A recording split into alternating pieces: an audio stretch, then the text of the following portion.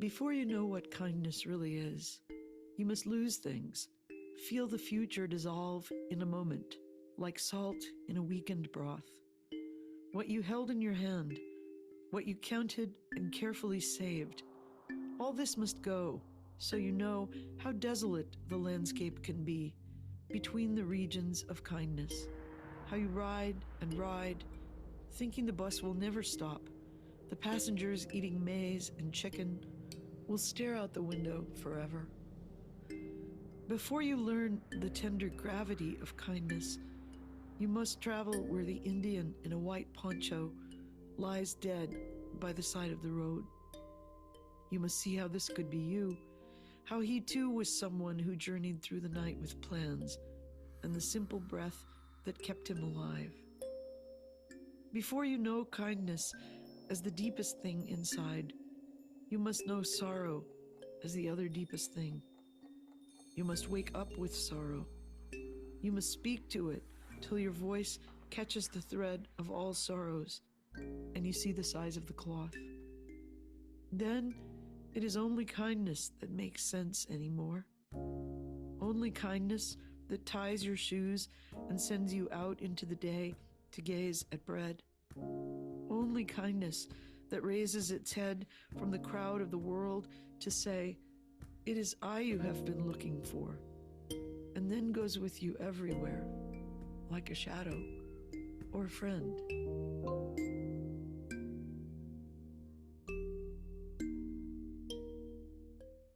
Good evening, everyone, and welcome to Poetry Mesa. Yes, That good was evening. Good evening. Hello. That was the wonderful poem, Kindness, one of the best loved poems by our very, very special guest tonight, Naomi Shihab Nye. And that beautiful film we just saw is by Ana Perez Lopez from the On Being poetry series. My name is Catherine Marenghi, speaking to you from San Miguel de Allende in Mexico.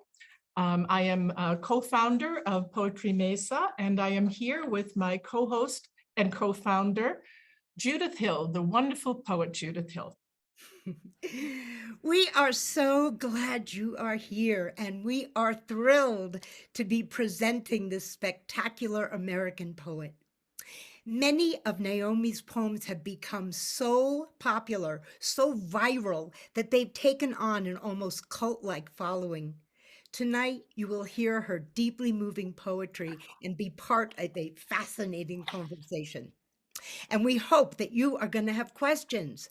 Please post your questions as you think of them in the Q&A box at the bottom of your screen. Post them anytime during the show so we're sure to get yours in. We will share as many as possible at the end of our conversation with Naomi. Naomi Shihab Nye describes herself as a wandering poet. She has spent more than 40 years traveling the world to lead writing workshops and inspiring students of all ages. Naomi is the author or editor of more than 30 volumes of poetry, two of which we'll be focusing on tonight. Her awards and accolades, which are far too numerous to mention here, include 4 Pushcart Awards, the Patterson Poetry Prize, and many notable best book citations from the American Library Association.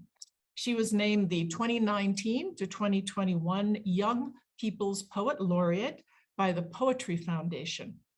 And in 2021, she was voted into the Academy of American Arts and Sciences. She is currently professor of creative writing, poetry at Texas State University. Naomi was born to a Palestinian father and an American mother and grew up in St. Louis, Jerusalem, and San Antonio, Texas.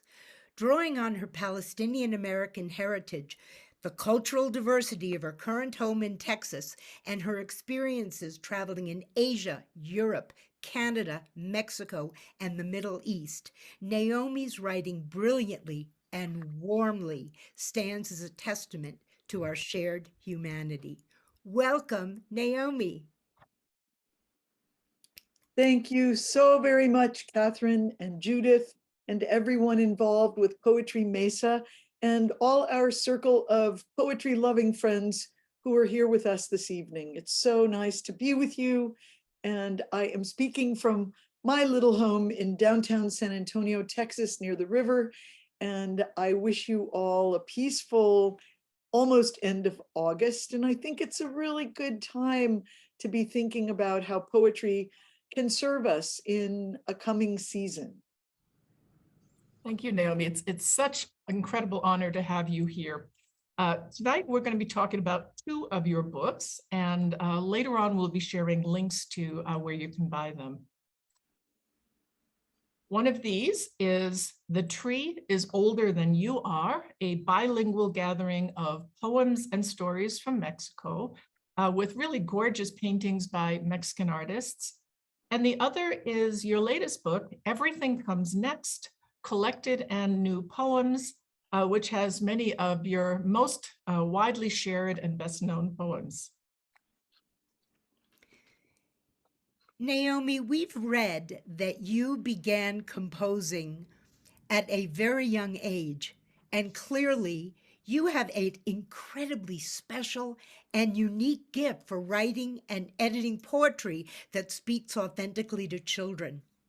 It feels like this work is especially precious and important to you, and you've been widely honored for it. You were awarded both the 2013 NSK Neustadt Prize for Children's Literature in honor of your entire body of work as a writer, and you received the Jane Addams Children's Book Award. But we also know that your poems have this uncanny ability to speak to readers of all ages, and all poets know this is a rare gift. The Poetry Foundation characterized your writing style as one that moves seamlessly between ages in a way that is accessible, warm, and sophisticated, even for the youngest of readers. Would you please talk a little about your process of choosing the poems that you selected for The Tree is Older Than You Are? Thank you for those kind words, Judith. And, because I started writing as a child, I think I feel forever that same impulse of joy and surprise and calming focus that was given to me as a child writer. I learned very early on, age 6, age 7, that if you spent a tiny bit of time just staring at your paper, putting words down, moving them around, adding other words, thinking about them, that you felt better about your life. And you also got into the habit of noticing more things, which for me as a child was very important and has remained important to me all through my life. I'm not ashamed to say that I don't think I've really changed that much in terms of what draws me to poetry, that sense of ritual, necessity, preciousness, simplicity. I loved it that poetry was the cheapest art when I was a child with no money. And I love that still as an adult in a tiny little office here stuffed with too many colorful objects.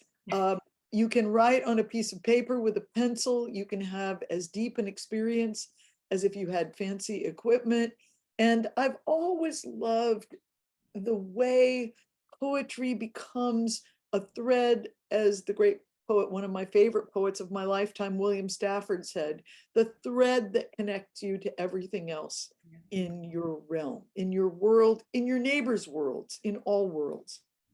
So since I live in South Texas and work with kids, many of whom are from a Mexican-American background, our city is 63% Mexican-American specifically, and very proud to be.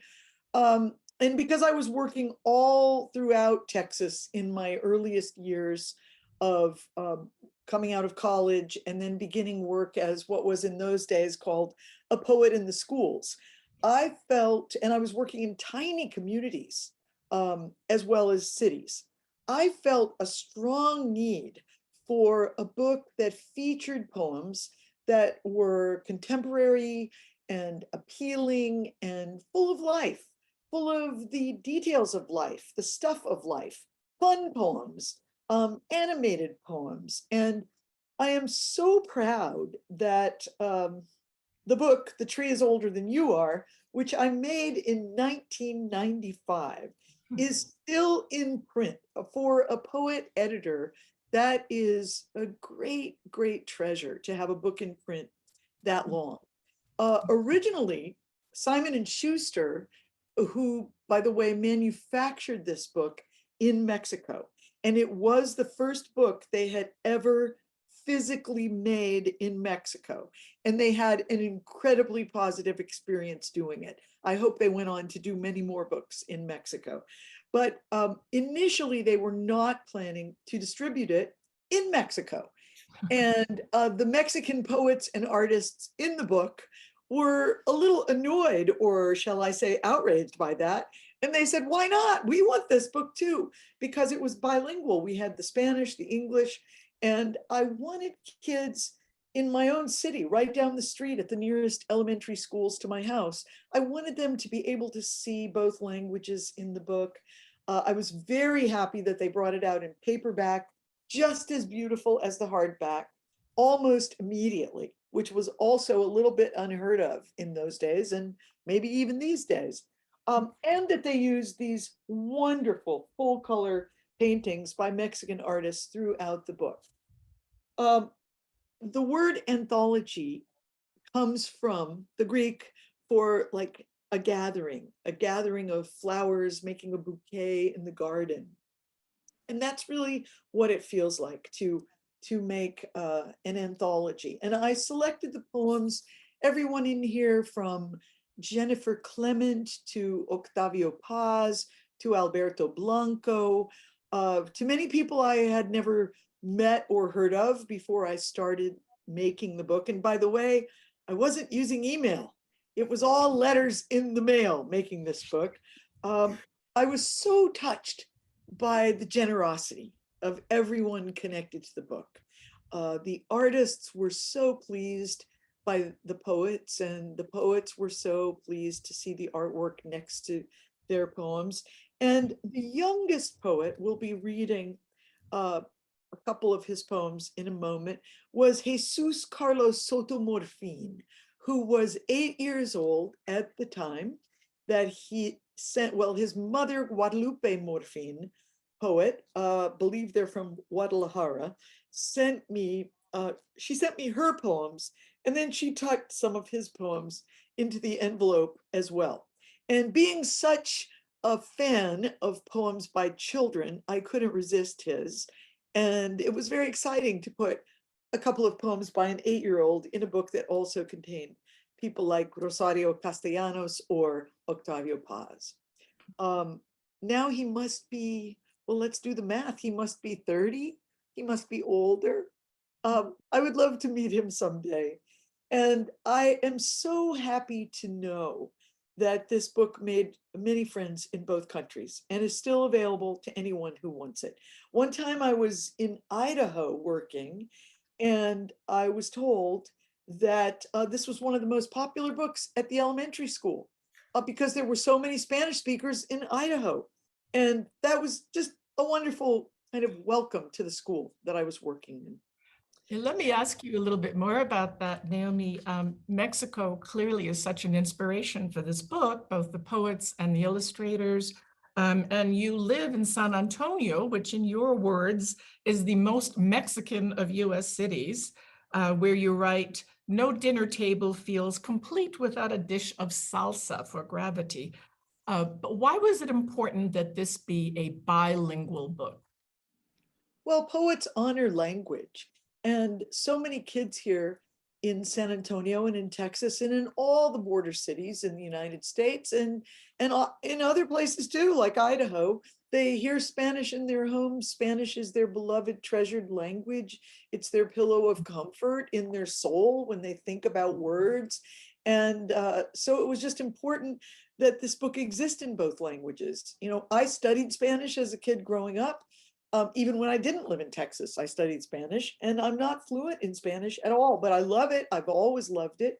And I also studied Arabic, which was the family, the language of my father, his first language. And I also studied German, which was the language of my mother's side of the family. So, you know, I just love being around language, even if I'm not fluent in both languages. And I knew that even if I wasn't fluent, so many kids would be, and they would appreciate having both the languages there.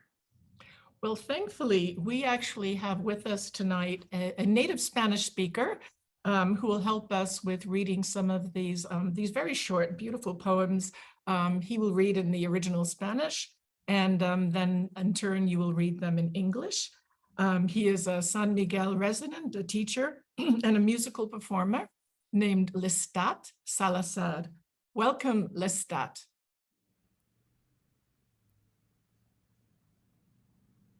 Lestat, come to the screen. There you are. Hi, hello. Good evening, Lestat. It's such an honor that you would read for us in Spanish. Thank you. Thank you very much. This is Lestat Salazar. It's very good to be here. And for me, it's an honor to participate in this Poetry Mesa session with you. So I'm going to read these poems in Spanish for you. So here we go. Okay. El lápiz poeta by Jesús Carlos Soto Morfín. Era una vez un lápiz que quería escribir poemas, pero no tenía punta. Un día un niño le metió un sacapuntas y en lugar de la punta le salió un río. And I'll read it in English. And I would like to say, I think this has been the most popular poem in the whole book with teachers over the past 25 years. The Poet Pencil by Jesus Carlos Soto Morfín, translated by Judyth Infante. Once upon a time, a pencil wanted to write poetry, but it didn't have a point. One day, a boy put it into the sharpener, and in place of a point, a river appeared.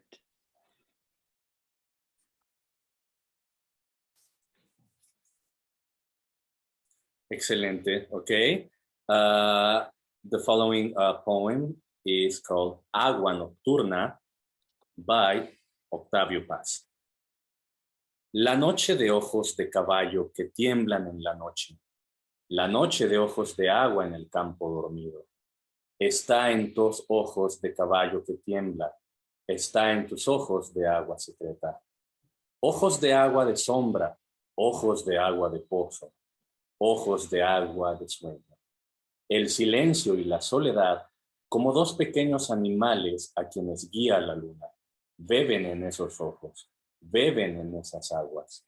Si abres los ojos, se abre la noche de puertas de musgo, se abre el reino secreto del agua que emana del centro de la noche. Y si lo cierras, un río te inunda por dentro, avanza, te hace oscura. La noche moja riberas de tu alma. I love hearing your voice. Thank you so much, Lestat. This is Water Night by Octavio Paz, translated by Muriel Rukeyser. And I think this poem is like a spell. It's like a magical, transporting dream. Night with the eyes of a horse that trembles in the night. Night with eyes of water in the field asleep. Is in your eyes a horse that trembles, is in your eyes of secret water, eyes of shadow water, eyes of well water, eyes of dream water. Silence and solitude, two little animals, moon-led, drink in your eyes, drink in those waters. If you open your eyes, night opens, doors of musk. The secret kingdom of the water opens, flowing from the center of the night. And if you close your eyes, a river fills you from within, flows forward, darkens you. Night brings its wetness to beaches in your soul. That was so beautiful. Okay, el siguiente poema, the next poem, is La Manzana by José Gorostiza. Sabe a luz fría, sí, la manzana. Qué amanecida fruta tan de mañana. The Apple by Jose Gorostiza, translated by Joan Darby Norris and Judyth Infante. Yes, the apple tastes of light, cold light. That's it, the apple. What a lively fruit, so much like morning. La luna, un plátano by Jesús Carlos Sotomorfín. Un plátano se fue de noche en un avión. Desde entonces se quedó pegado en el cielo y le llaman luna. The Moon, a Banana by our friend Jesus Carlos Sotomorfin, who was 8 when he wrote, and this is translated by Judyth Infante. A banana left at night on a plane. Since then, he's been stuck in the sky, and we call him Moon. Thank you so much, Lestat, for the gorgeous harmony and cadence of your voice. A pleasure. Thank you very much. Thank you, Deeply Lestat. grateful. We so appreciate your being here. Thank you for giving us your beautiful voice. Thank you all for... Fabulous. That was absolutely fabulous. And the way you two did Water Night, it was like an incantation. I felt the spell. That was fantastic. And these poems, absolutely, they speak to everyone. They speak straight to the heart, and they speak to that wild place that only poetry goes. Thank you, Lestat. Thank you. Thank you all. Bye-bye. Bye. Thank you so much. And you know, I feel they embody joy, these poems. They are filled with, you know, just the perception of life. And Octavio Paz himself wrote me a letter. This meant so much to me, saying, I am so glad you are doing this anthology for children. And at that time, we thought it was children only in the United States. And that made me so touched because I had loved his poems all my life. Honestly, Naomi, this is one of the best teaching books for I'm a poet in the schools also, and this is one of the best books for going into schools all over. So thank you. Thank you from all of us for this. Thank you so much. And isn't being a poet in the schools one of the great gifts of life? I think it's the biggest surprise of my life was that such a job even existed. Well, the state of New Mexico, you know, we've had that for a really long time. And since that's where I kind of grew up, I did have that incredible honor of going in the schools and going in the prisons and the D homes and working with kids. And you're right, that's deep, precious, necessary work. Yes. So that brings me to the next thing that I would like to ask you, which is that thinking about that, both the importance and that very interesting skill set, that delicate skill set involved in writing poems that speak to children, that reminds me that we are so admiring and so much want to hear about the work that we know you've been doing in Uvalde, Texas, in the wake of the violence there. Would you please tell us about the work you've been doing? Sure, I would be honored. And so many people have been putting positive energy toward the lovely people of Uvalde and the schools, the library. They have a marvelous public library, El Progreso Memorial Library. And it's an old library. It's gorgeous, surrounded by trees in the middle of town with a wonderful book collection. And after the shooting tragedy on May 24th, you know, the whole reputation of the town changed. Those of us who knew the town and loved it, and I had been editing a book by a Uvalde writer for the past 3 years since her death. And it's a town I had traveled to many times and love, particularly love. There's just something about it. There's some ambiance about being in Uvalde that has always felt very wonderful to me. I was grief-stricken, as all of us are who have worked in schools, who love kids and teachers, and are filled with sorrow at such horrific happenings. So I started throwing myself at the public librarian, whose name is Mendel Morgan, asking him if I could bring some artists, some writers out to the library, and we could do a healing arts day. And by the way, many people have been doing things like this.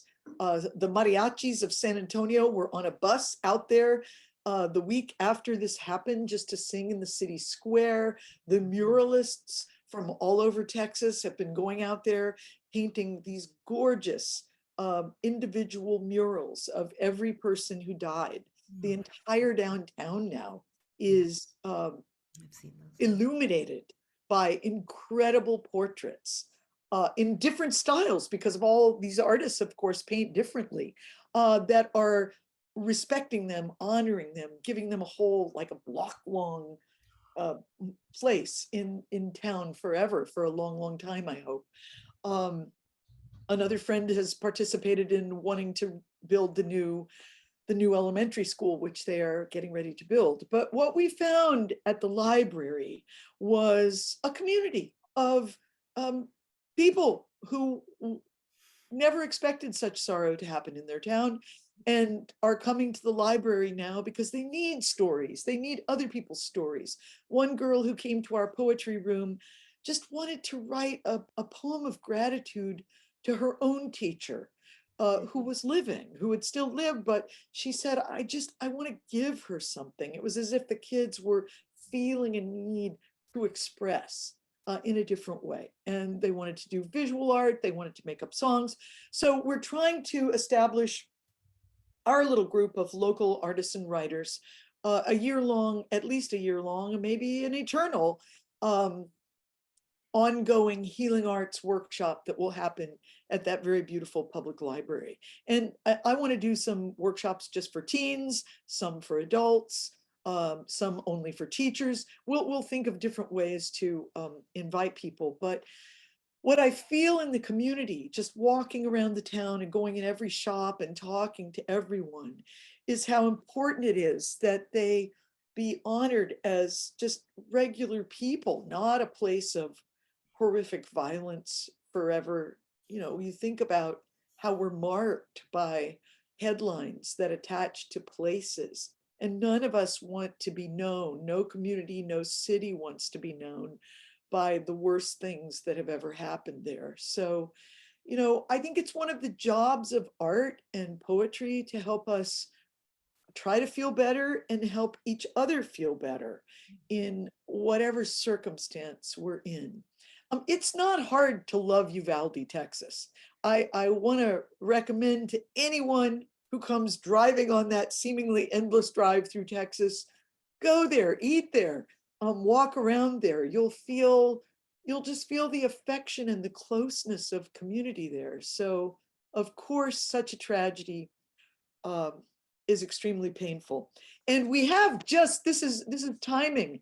Just today, we have started sending out, my co-editor of the book, Marion Winnick, one of my favorite writers, and I have started sending out our book, which is called, we have a publisher, but we've sent it to some of the family members of her to read, to look at it first in Uvalde. And the book is called Look Closer, The Writings of N. Alejandro of Uvalde, Texas. We were not originally going to put Uvalde on the cover of the book, but it seemed as if we should, because she is a very powerful, positive voice that came out of that town. And would you like me to read just? Yeah, would you read? Yeah, that would be fabulous. Yes. So Anne was mostly a prose writer, and she did write poems as well, but mostly she wrote nonfiction. And because she suffered for half of her life with terrible chronic pain, she was not able to get her work out into the world as much as she would have liked. So we promised her before she died that we would do that. So that's what we've been working on.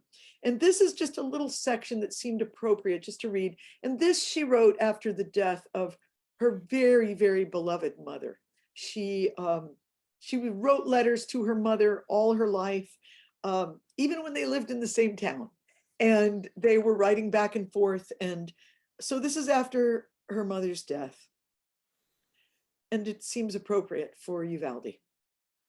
I decided I would give myself a year to be whatever each day brought to me, and how little I brought to it, to fulfill or not fulfill my obligations, to cry until I cried less, to sit until I decided to stand, not to want until I wanted something, to be crazy if I were, and unreliable and unresponsive and tardy or absent, that I would give myself a year to just let my life happen to me. Then after a year, I would go out and love my life again.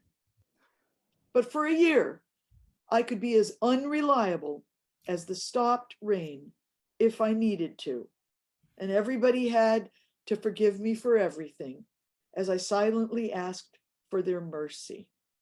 The rest of my family took up their lives again bravely and dutifully and valiantly. They did what must be done each day. I am the laggard. If anyone were to ask me what I do with my life these days, I would say, birds. I watch the beautiful birds at all the feeders I can see from my chair. I watch the darling hummingbirds fight for territory at the feeder. I watch the white-winged doves crash into the feeders, spilling half the feed.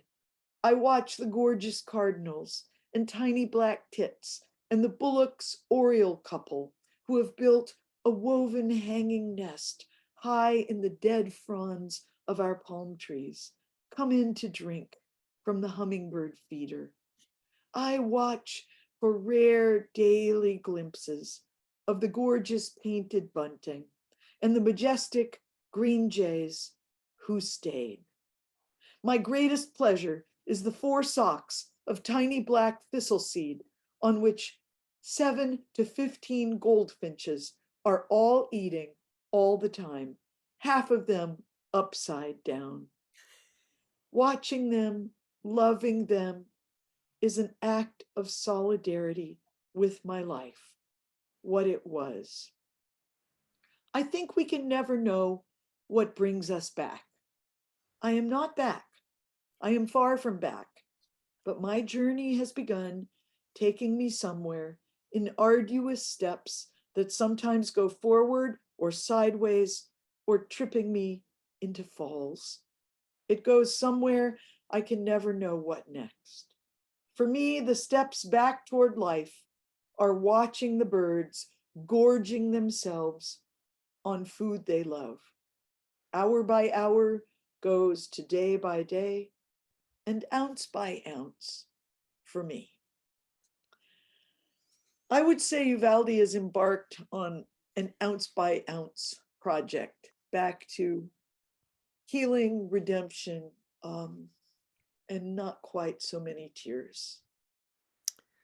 That was a marvelous poem. I feel like that's an important poem. You know, Naomi, I want to say that, firstly, when that book comes out and any information about the project you're doing in Uvalde, Catherine and I would love to be sending that information to everyone in the Thank you. Poetry Mesa community. We all want to support this. And yes, I cannot wait to have a copy of that incredible poem. That's a poem I just want to teach. I want to teach it like tomorrow. That's so good. Well, you will feel that way, I hope, about many pages in her book. And actually, see, it isn't a poem. It's written like a paragraph. It's written Oh, as a paragraph, but she was such a poetic prose writer. And, you know, I've always said to people, we're living in poems. William Stafford used to say, a poem is lucky conversation transcribed. And it's also gorgeous prose transcribed. You know, sometimes people think they have to reach far to find the way to write a poem or where their own poems might be. But I love how Anne was reaching always in all of her writings and letters into the things that were closest to her, even when they were full of grief. And really, this was written out of a time she felt of extreme dysfunction for herself. yeah, Um, that's clear. That's why I yes. feel like it's so important Thank you for sort of for saying everyone I that. know right now. Well, I will let you know when our book is coming out. It's going to be coming out from Texas A&M University Press, and it's going to be a Whitliff Press book, which means it will also be connected to Texas State University, where I teach. So I'm very honored that two Texas State universities are taking this book on, and she would like that very much. It's really wonderful. I want to take this and take it a little further along this conversation because, really honestly, Naomi, you exquisitely embody this role of poetry as a way that we bring people together, as we create community. Poetry as what you call a metaphorical welcome mat. And I think that dear to all our hearts, really like passionately dear to all our hearts, is the poetry of activism, which is it takes really some delicacy and care to navigate, because that kind of poetry is potentially very divisive. But your work is uniquely a model of how to make poems that hold the biggest and most inclusive picture. I hope it's fair to say that after the 9/11 attacks in 2001, you really came out and began to openly identify as an Arab American writer, and you became a voice for Arab Americans speaking out against terrorism and prejudice. The lack of understanding, which is ongoing and terrible, between Americans and Arabs led to your collected 19 varieties of ghazal, poems of the Middle East, which was a finalist for the National Book Award. There's a particular poem that speaks profoundly about your heritage, and it tells a story. And I'm wondering if you would please read for us your poem, Gate A4. I would be honored to. And that beautiful phrase that you used, the metaphorical welcome mat, that comes from my friend Tyler Meyer in Arizona at the Tucson Poetry Center. He said that, and I just thought it was the greatest way to describe what poetry is in our lives.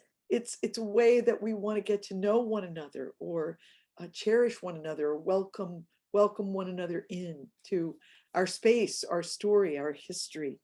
And you're right. After 9/11, 9/11, I did start mentioning to school kids everywhere I went that I was half Arab, and therefore I felt twice as sad about what had happened, because I was half American, half Arab, and I felt as if this terrible shadow had fallen over so many innocent people who would never do anything violent like that in their lives. And it was touching to me how kids who were also Arab American would come and talk to me after class, or even their teachers didn't know that they were, and they would say, I didn't know there was anyone else in my class, and I've been sitting next to her all year. She never told me that. So I felt that we just needed to identify as people who dislike violence of all kinds against other people, whether it's committed in Uvalde or by one person or by 19 person in Plains. We just abhor violence. And so it was touching to me when this poem actually happened. This is what I would call an anecdotal narrative piece. And I wrote it as a prose poem. There's nothing made up in it. And I'm honored to read it for you. Great, thanks. Gate A4. Wandering around the Albuquerque airport terminal, after learning my flight had been detained 4 hours, I heard an announcement. If anyone in the vicinity of Gate A4 understands any Arabic, please come to the gate immediately. Well, one pauses these days. Gate A4 was my own gate. I went there. An older woman in full traditional Palestinian embroidered dress, just like my grandma wore, was crumpled to the floor, wailing. Help, said the flight agent. Talk to her. What is her problem? We told her the flight was going to be late, and she did this. I stooped to put my arm around the woman and spoke haltingly. Shudawa, shubidek habibti, stanishwe, min fudlik, shubitsewi. The minute she heard any words she knew, however poorly used, she stopped crying. She thought the flight had been canceled entirely. She needed to be in El Paso for major medical treatment the next day. I said, "You're fine. You'll get there. Who's picking you up? Let's call him." We called her son. I spoke with him in English, saying I would stay with his mother till we got on the plane. She talked to him. Then we called her other sons, just for fun. Then we called my dad, and he and she spoke for a while in Arabic and found out, of course, they had 10 shared friends. Then I thought, just for the heck of it, why not call some Palestinian poets I know and let them chat with her? This all took up 2 hours. She was laughing a lot by then, telling about her life, patting my knee, answering questions. She had pulled a sack of homemade mamul cookies, little powdered sugar, crumbly mounds stuffed with dates and nuts, from her bag, and was offering them to all the women at the gate. To my amazement, not a single woman declined one. It was like a sacrament. The traveler from Argentina, the mom from California, the lovely woman from Laredo. We were all covered with the same powdered sugar and smiling. There is no better cookie. And then the airline broke out free apple juice from huge coolers, and 2 little girls from our flight ran around serving it, and they were covered with powdered sugar too. And I noticed my new best friend, by now we were holding hands, had a potted plant poking out of her bag, some medicinal thing with green furry leaves. Such an old country traveling tradition. Always carry a plant, always stay rooted to somewhere. And I looked around that gate of late and weary ones and thought, this is the world I want to live in, the shared world. Not a single person in that gate, once the crying of confusion stopped, seemed apprehensive about any other person. They took the cookies. I wanted to hug all those other women too. This can still happen anywhere. Not everything is lost.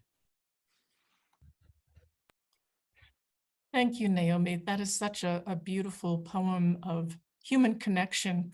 And it's also a perfect example of what you were just talking about earlier. I believe you said William Stafford said a poem is a lucky conversation overheard or transcribed, something like that.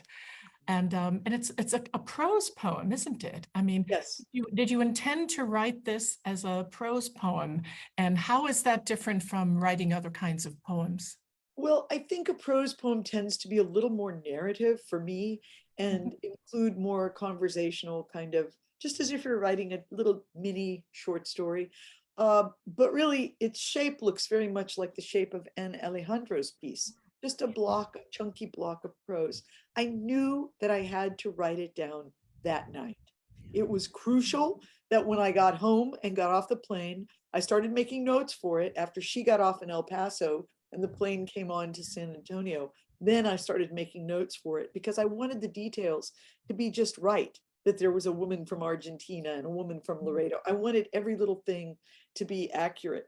And of course, I wished retrospectively that I had gotten her address because little did I know that that would go on to be a piece that anyone would want to read. I was kind of writing it down for myself because it was magical and I needed to remember that that very late evening had also had a shining component. And I think that's one of the treats that poetry often has to offer us. You look at something you thought you knew, and it shines in a slightly different way.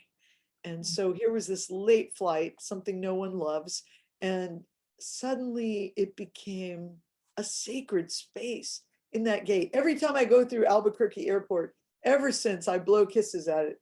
That gate, that's my gate.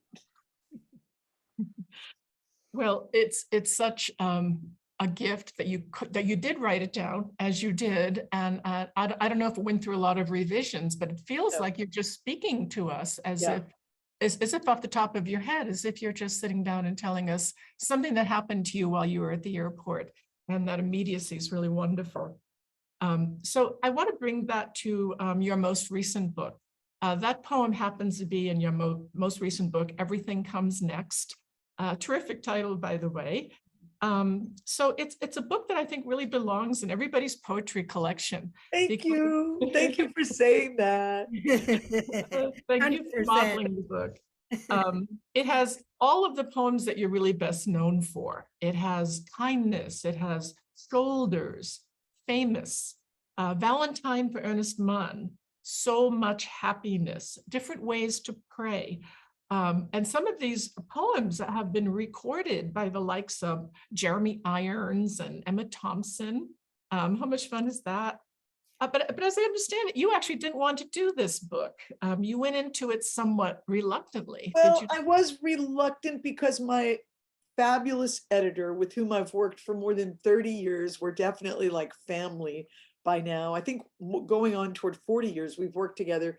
Virginia Duncan, she said when I was asked to be the Young People's Poet Laureate, she said, we really need to pull a book like this into being so that your poems aren't just scattered in all these different books, and that you have a collected in new poems. And I wasn't that excited about doing it at first, but because you've already lived with your older poems and you'd rather be working on new poems.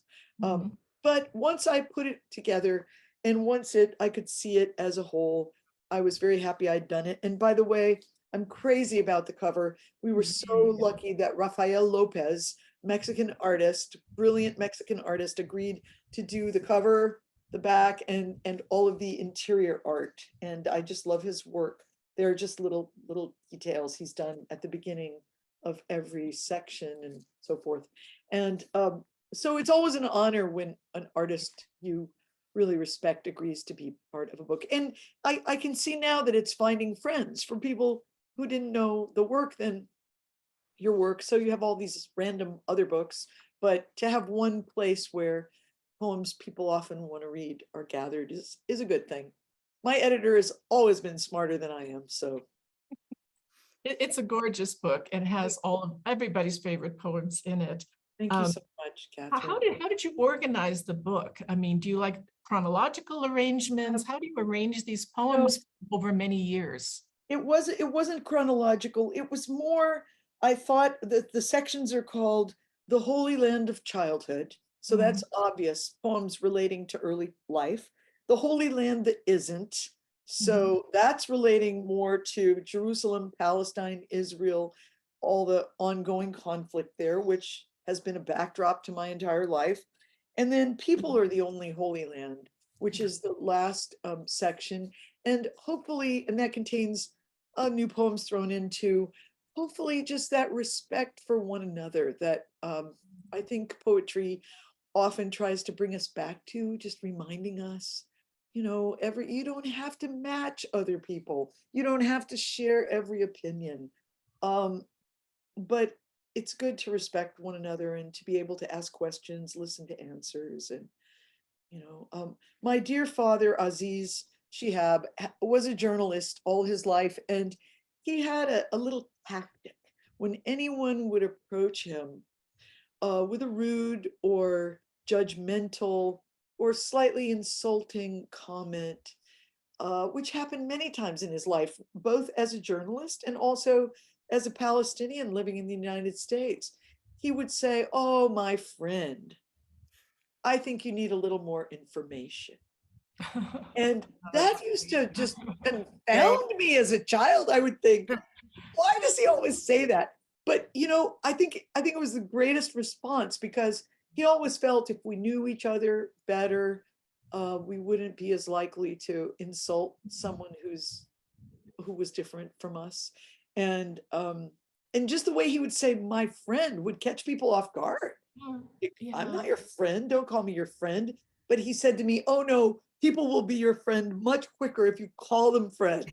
I mean, he just had this sort of jovial persona in the universe, and I try to carry that with me all the time.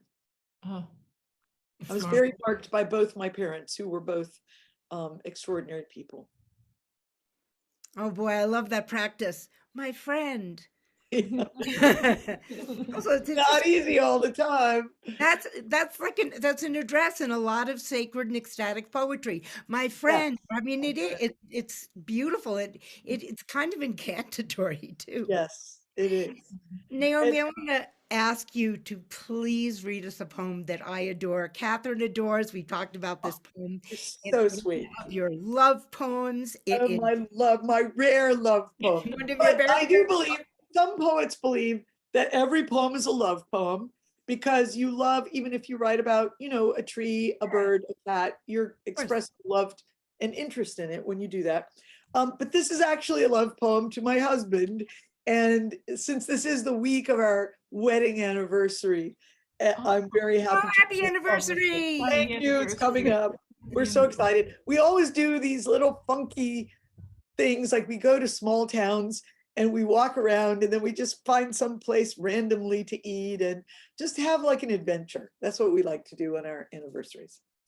Well, then it's perfect for you to please read us So Much Happiness. So we lived in an apartment in this old neighborhood, historic neighborhood, where we've lived for so many more years in our little house. But this was living in our apartment. It was kind of an old stone house, 150 years old, above trees. And this was just kind of gazing at him in amazement. So much happiness. It is difficult to know what to do with so much happiness. With sadness, there is something to rub against, a wound to tend with lotion and cloth. When the world falls in around you, you have pieces to pick up, something to hold in your hands, like ticket stubs or change. But happiness floats. It doesn't need you to hold it down. It doesn't need anything. Happiness lands on the roof of the next house, singing, and disappears when it wants to. You are happy either way. Even the fact that you once lived in a peaceful treehouse and now live over a quarry of noise and dust cannot make you unhappy. Everything has a life of its own. It too could wake up filled with possibilities of coffee cake and ripe peaches, and love even the floor which needs to be swept, the soiled linens and scratched records. Since there is no place large enough to contain so much happiness, you shrug, you raise your hands, and it flows out of you into everything you touch. You are not responsible. You take no credit, as the night sky takes no credit for the moon, but continues to hold it and share it, and in that way be known. Thank you. Oh, So sweet. You're so sweet. Thank you. Who could ever have nicer friends than you two, Catherine and Judyth? I understand that people, understandably, a lot of people read that at their weddings. It is really a lovely love poem. Thank you so much for that. Thank you so much. I'm very touched that, it isn't a kind of a traditional love poem, and it also dates itself by talking about records, although they're coming back into fashion. They're hip. Yeah, they're hip now. But there is something very touching to me still in that poem, reading it and thinking about the people we know who uplift us and who make us not look at them, but at everything they look at to appreciate it. And I think that's what poetry does for us. It allows us look back at the world, See where you are. Where are you living? Who do you know? What happened lately?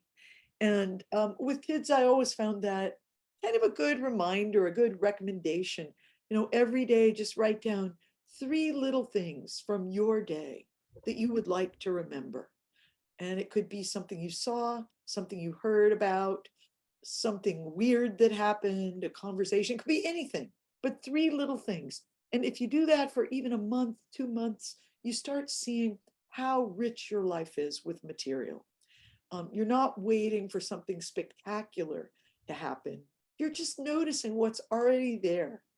And to me, that was always the greatest triumph working with kids. If suddenly when you left, they said, wow, now I have so much to write about. It was just you'd given them that little tip of the head, that The little practice. spectacular ordinary. Yeah, that little practice, that little ritual of putting their pen to the page and just thinking about stuff for a minute. Thank you both for welcoming me here. I love being on your Mesa. Oh, and we are going to have questions, but first I want to make sure we encourage everybody to look for your books via their local bookstores, the usual online channels. And there is a place you can go online called bookshop.org, where you can order books online and have all that convenience, but they share their proceeds with independent bookstores. We cannot emphasize enough the importance of supporting your local bookstores. Right on, Miss Catherine. Okay. Amen. Yeah. Amen. So, beloved audience, firstly, is this incredible? What a poetry experience we're having. I'm so glad you're here for it. Thank you. Now we are going to share your questions. We have some, but there is still time if you would like to submit more questions in the Q&A at the bottom of your screen there. Hey, Catherine, lead us off. Oh, well, I'm very pleased. We have questions. We actually have good questions that have been sent in tonight.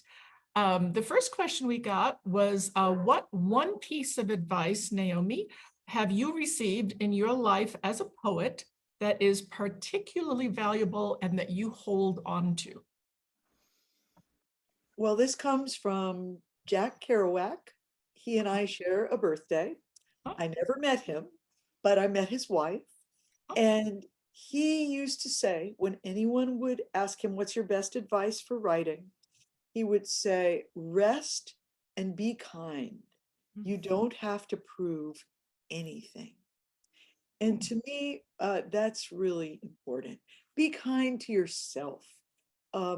We tend to be very, very critical to ourselves as writers. And just let yourself speak and give yourself some room, some latitude. And I used to think when I first heard that advice, I was in college, rest. I used to think, rest? Who's resting? No one rests. But now that I'm older, I like someone giving the advice, rest. You have to rest within a space or time, even to look out a window, even to focus. And I was very young and I was sort of one of these go, go, go teachers. A woman, a nun, handed me a card. It had a budded rose on the cover. And when I opened it up, she had written, rest is holy. Oh, well, there you go. It is. Fabulous, fabulous answer. Thank you for that. The next we have, well, it starts with some praise, and I want to read it. Thank you very much for this phenomenal reading session, Naomi. Thank you. And the next thing this attendee says, could you please talk about how to cultivate poetry as a lifelong practice? Yes, and I love that word cultivate. Thank you for using it. Well, I would say read a poem every day or a few poems every day. And it could be poems you have read over and over and over again, and you love them so much you want to keep reading them. Or it could be a book on your shelf you haven't pulled off for a while. Or it could be the new issue of Poetry Magazine you've just gotten, or anything. I don't care what it is, but put yourself in the presence of poetry so that your mind is stirred in that way. And then give yourself a little time and space. It could just be one place at the table where you like to go, one pad you keep there, one notebook, one pen. I would add the word regular because I think regularity helps the creative process to give you more, so that when you go to your place, I get up very early, and I've always done that since I was a teenager, and I go to write very early, first thing in the day. You're ready.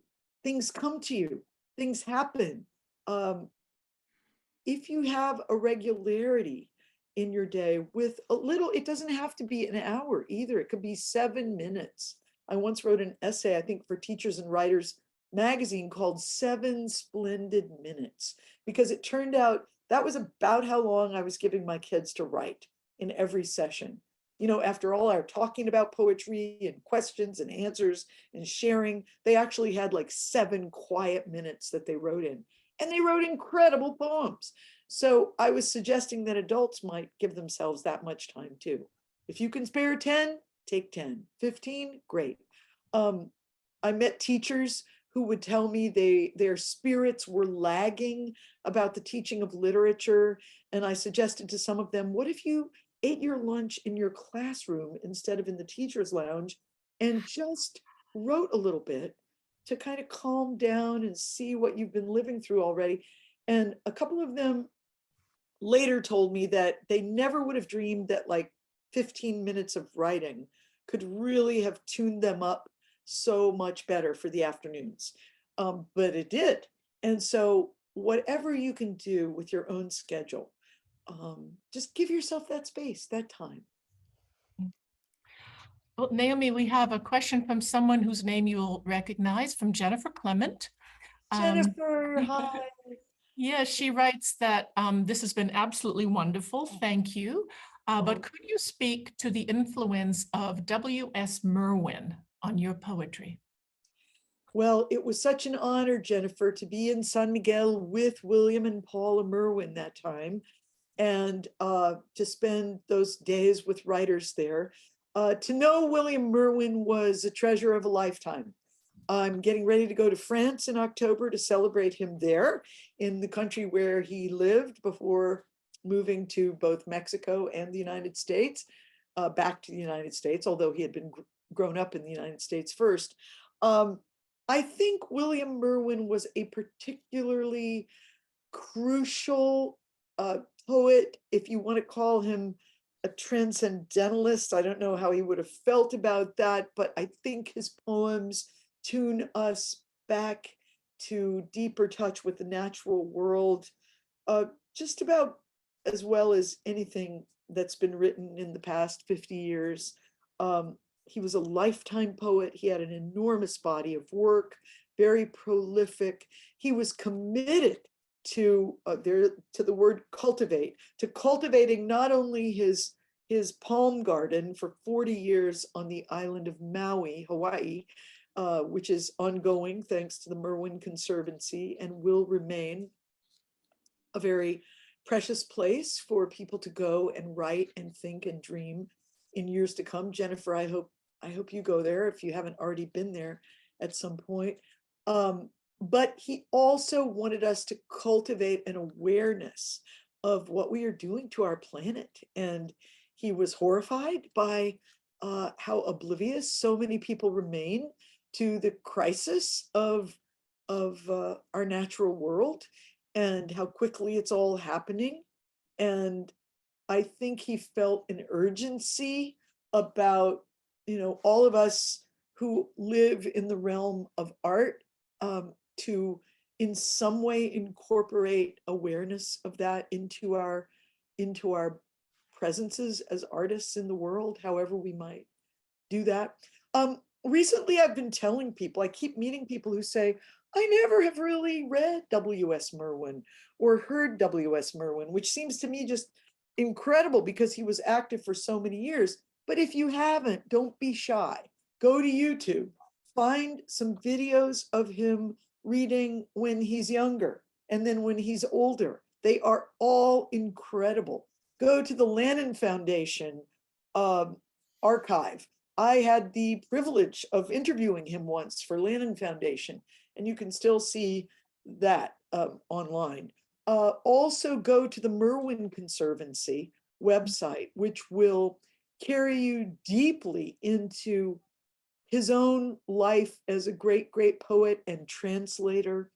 And by the way, he loved Mexico, as you know, as many people know. And he loved poets who wrote in Spanish, particularly many from South America as well. But if you don't know his work, it's never too late. Start now, get to know him. His work is transcendent in our world. And I am so excited to talk about him, not only in Paris, but in the south of France, where I've never been, but where he and Paula kept a house till now, passed on in his family. Naomi, I gotta tell you, we have never had so many good questions ever at any event. I love questions. I mean, you have sparked That's so the sweet. minds and hearts of this audience in a way that is just really pretty ecstatic. Yeah, That's so sweet. Thank you, generous people. I think you're suffering the delusion that I have answers, but I'll do my best. I am just inspired by actually- Catherine and Judith and Tina and everyone putting this on. Thank you. Your answers have been divine. And here's one from someone, a friend of mine, Judith Kate Friedman. And she says to you, Naomi, so good to hear and see you again. We're friends from the Great Mother Conference world. Yeah, yeah. And she thanks Dear everyone. Robert. Dear Robert, dear Joya, dear Robert, dear Robert. Dear Ruth, dear everybody at Great Ruth. Mother. Yeah. All right. Judith Kate's question to you is, would you please share more about the rhythm of your process, your time? With so many needs and projects, personal, collective, how do you discern what you're devoting focus to? New work, publication in progress, teaching, etc. Well, thank you for that question. And definitely I learned a lot from Robert Bly. From when I was very young, I loved his work. I loved him as a person.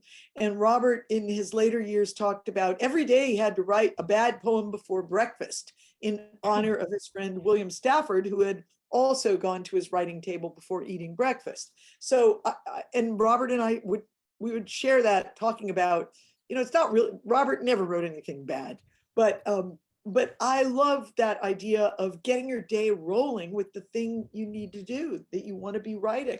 So I always go, I work, I write in the mornings, often by hand still, sometimes in the computer if I'm into the editing part.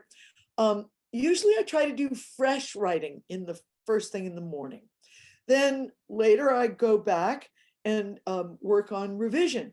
And then if I'm teaching or if I'm out doing a Zoom in the recent years, then that has to take an important part of the day.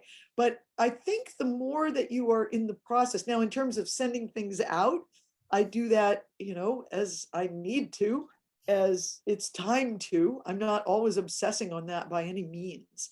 I'm not every day thinking about where might I ever send this, not at all. I think it's good to maybe relegate that, or is that the word? Relegate it to certain days. I used to say to some of my students, just do that on Saturdays. Like on Saturdays, find places to send your work. And then the rest of the week, you can feel freer just to be writing and revising your own work, not worried about where is this going to go, what's ever going to happen to it. So you get your own rhythm. The more you work, the more you develop a rhythm. And I truly believe the more you work, the more you're able to work. It's as if it's the wellspring that keeps giving you. But I do think having some ritualistic practices can be very helpful for yourself. And they don't have to take up the whole day, as I said. They don't have to take up a whole hour, but the ritual of them will benefit you. And also, I'm not a precious writer in terms of, I'm never going to share something until I think it's just perfect, until I've worked on it for a year. It seems ridiculous to me, because by then I'll be working on something else. And so, if somebody says, share something you've been working on recently, I'm willing to do that, even if I know it's probably going to change. So I don't think it's I don't think it's too good, at least for me, it hasn't been, to require any sort of delusion of perfection. You know, I'd be willing to share a lot of things that probably could be better. That doesn't sound like it recommends me at all, but that's just how I am. Oh, it sounds like fantastic advice, actually. Yeah, There are so many questions that were about asking you to give the name again of woman Anna Alejandro, I think it is. Yes, What I want to let people know is that we will actually be sending out handouts from tonight's event to everybody who registered. We'll send you an email with the poems that were read tonight, answering some of the questions that have been specifically about things like what is the full name of, et cetera. We'll make sure you get that information in a handout sent by email. So with that, I think it might be a good time to thank you, Naomi, on behalf of all of our Poetry Mesa viewers tonight. And you've reminded us that in what are such divided times in the United States in particular, that poetry gives us a place to share the things that unite us. You wrote in your introduction to The Tree is Older Than You Are, quote, I have carried poems by writers of many cultures into classrooms, feeling the large family of voices linking human experience. We have no borders when we read. Thank you so much for joining us. Thank you so much for your graciousness, Catherine, and all your beautiful questions and organization of tonight. Thank you for inviting people. Thank you all who came. I'm sorry if I didn't get to answer your questions. And something miraculously has happened on my Zoom screen that I've never seen happen before, where suddenly there are hearts floating all around. Yes. yes, I know there are. I don't know what's going on here, but I think you're good Never people. saw that. And there's a lot of hearts floating around suddenly. And I would just want to give mine to you. So thank you all. I'll miss you. Take care. Bye. Thank you for what you've given to our hearts, Naomi. Thank you. Thank you. You're great. Bye-bye. Wow, wow, wow, wow. What a gorgeous evening. I feel like we've been dropped into the wellspring of poetry. Oh, I oh have my never goodness. seen that. I've never seen hearts floating from the bottom of the I don't screen. know if you guys can all see this, but we have hearts that have been floating up ever since now. And now we have, yeah, okay, so people are, this is really, really magical. So it is time to say some very special thank you.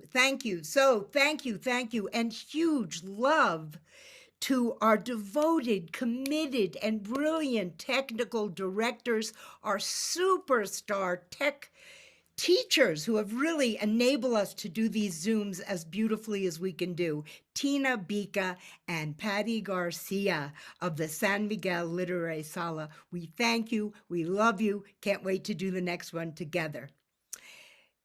And we rely on you for your constant devotion and patience. Yay, yay. And I know our audience is thinking, yay, yay too, because these just are such beautiful and incredibly heartfelt events. And Catherine and I send our heartfelt gratitude to you, our audience. Thank you. You have shown up and been supporting us as we take Poetry Mesa on her maiden voyages these 2 years in creating, supporting, and sharing the richness and joy of poetry. And this is really exciting. Catherine and I are absolutely over the moon with excitement to tell you about Poetry Mesa's first annual chapbook contest. Yeah, we want to give you, our beloved friends, a chance to shine your light in poetry in the world through us.